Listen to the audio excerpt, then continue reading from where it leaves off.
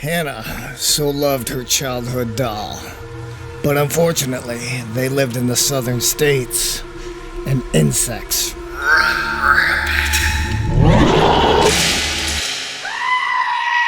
What the heck? And this is our review of Hannah! I'd like to thank the publisher for providing me a review copy of the game. It was developed by Spaceboy and published by Cubite Interactive. The game is set to be released on the PlayStation 4, PlayStation 5, and Nintendo Switch on October 30th for a future announced price. There was a time in the early 2000s that 3D platforms still held their own on consoles.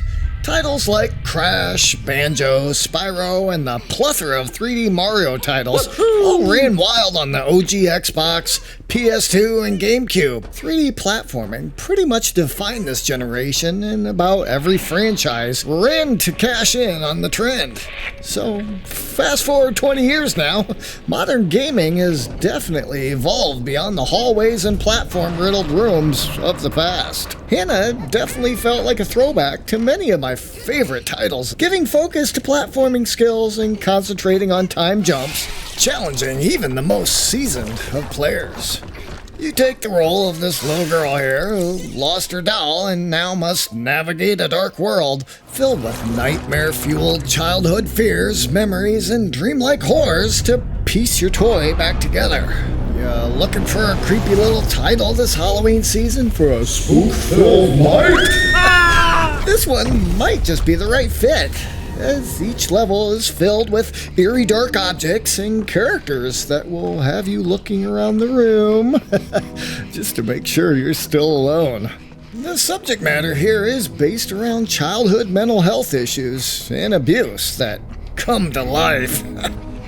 You follow a winding path, finding hidden collectibles and items that help you make your way past puzzles and obstacles to one of 3 endings. 4 endings! There are 15 levels scattered across 6 chapters, which each new area opens up for Hannah to explore and search for her missing doll, which in typical game design fashion is gained one piece at a time upon completing each level. Put your dolly back together. The general game design here gives a lot of throwbacks to earlier platforms. Unfortunately, the gameplay here feels like it's 20 years old as well, which, may not really be a deal breaker based on your level of nostalgia for these titles. But it's nowhere near the point of like tank controls, but still clunky and slightly floaty as I ran into invisible walls with obstacles that I tried to climb on as they looked to be interactive. Just not, I mean, overall, this is a budget game, so you can't have it all. Come on now. There is no combat action, and the majority of the tension is on puzzle solving and general platforming skills, which there's a lot of. This was all very enjoyable, and I was able to find my way through with a few subtle hints and fairly blatant hiding spots for these collectibles. Most of the time, I kind of felt like if an area was accessible, later on I'd find out I was right. Now, one of the greatest takeaways here from Hannah is the creative setting and the haunting environment. The sound effects were really helped enrich the experience through the ticking of clocks, the creaking of floorboards, and the creepy background sounds. Eerie. But the real mood setter here is the incredible music score, which, of course, is best experienced with a good pair of headphones to embrace the sound of the Grammy Award winner, Adrian Terrace, of the Mars Volta, which, of course, was one of my favorite bands after At the Drive-In. Kinda hit the road. The haunting background musical score invokes an emotional response from the player and adds wonderful ambience to the environment.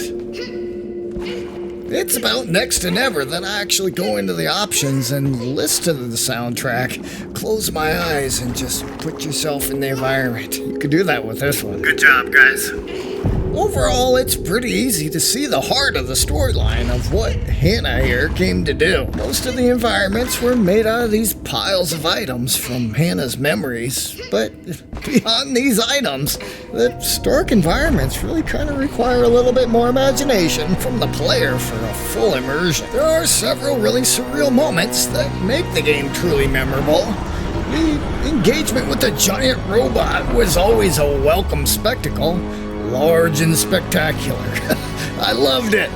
Hannah shows a ton of creative expression. Is a short jaunt through what made platforms so successful in the early 2000s, and it does bring a lot of shortcomings that still remain as some of the irritating flaws that plague so many of the PS2 titles, like the restricted environments and limited engagement. And for what it's worth, Hannah is a very creative look at a child battling some very twisted memories. But all in all, what they deliver here has been done before. Therefore, we gave Hannah 3.5 beans out of 5.